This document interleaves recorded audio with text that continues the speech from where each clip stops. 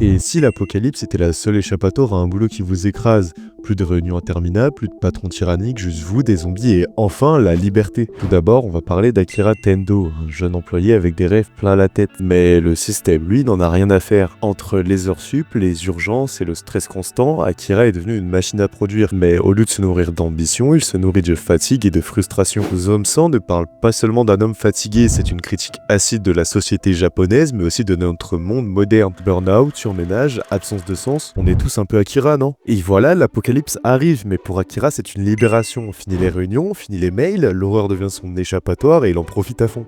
Il redécouvre ce qu'il avait perdu, le goût de vivre. Car au fond, la vie n'est pas faite pour courir après un salaire, des heures supplémentaires ou un titre. Non, la vie c'est fait pour courir sous la pluie, rire sans raison, profiter du moment. Et c'est exactement ce qu'Akira fait maintenant. Au cœur de Zom-san, il y a un sujet crucial, souvent invisible mais omniprésent dans la société japonaise. Et il s'agit de l'exploitation des salariés. Le Japon est réputé pour son éthique de travail rigide, où la productivité et la loyauté à l'entreprise sont souvent sacrifiées au profit d'un système qui broie ses employés. Akira représente ces dures réalités. Dans sa Black Company, il est victime de cette pression extrême. Les longues heures de travail, l'attente d'une récompense qui ne vient jamais, et cette idée ancrée que plus vous souffrez, plus vous êtes loyal. Mais qu'est-ce que cela engendre? Un burn-out, un épuisement mental et physique qui mène à des vies détruites. Le Japon est connu pour sa culture du travail acharné, mais là aussi un coût humain énorme. Des salariés qui travaillent jusqu'à l'épuisement, des suicides liés au surménage, des familles brisées. Ce phénomène sordide a même un nom, et c'est le karoshi. Cela signifie mort par surménage, des histoires tragiques où les employés sont poussés à leurs limites pour satisfaire des attentes irréalistes. Zom-san dévoile cette réalité en filigrane en montrant comment la société japonaise se trouve piégée dans ce système.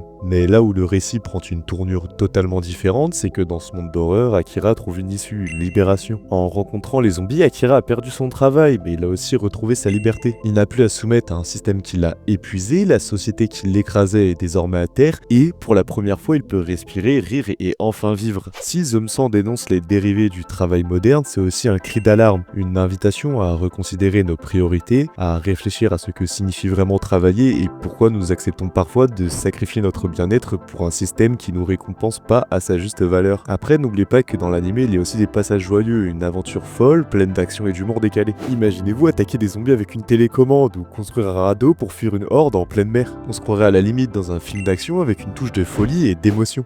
Au cœur du chaos, les vrais liens se forment parce que l'apocalypse, c'est pas seulement un déluge de zombies, c'est aussi un moment de vérité où l'on prend conscience de ce qui compte vraiment. Et peut-être que finalement, cette invasion zombie nous fera nous rendre compte de qui nous sommes vraiment. Zom-san, c'est pas juste un animé de zombies, c'est une réflexion profonde sur la vie, le travail et la liberté. Drôle, effrayant, mais aussi touchant et inspirant. À travers Akira, l'animé nous invite à une réflexion essentielle. Qu'est-ce qui nous rend vraiment heureux? Pourquoi restons-nous coincés dans des cages qu'on s'est nous-mêmes construites? Zom-san, c'est pas qu'un animé sur des zombies, c'est une célébration de la vie, une critique du travail toxique et une invitation à revoir nos priorités. Alors mets pause sur cette vidéo, prends un instant, prends une feuille et écris ta propre bucket list. Parce que toi aussi comme Akira, tu mérites de vivre vraiment. N'oubliez pas de liker, partager et surtout vivez votre vie comme si chaque jour était une apocalypse, mais évidemment sans zombies.